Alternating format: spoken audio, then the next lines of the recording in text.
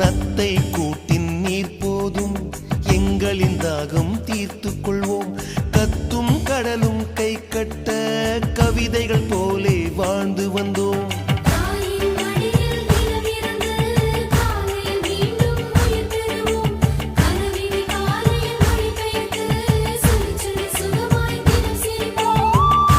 ஐந்தெழுத்து புதுமொழியை அறிய வைத்தாள் என் அன்னை. அண்ணன் தங்கை ஐவருமே நேசம் கொண்டோம் தமிழ் மண்ணை. நிலவுகள் சேர்ந்து பூமியில் வாழ்ந்ததே அது ஒரு பொற்காலம்.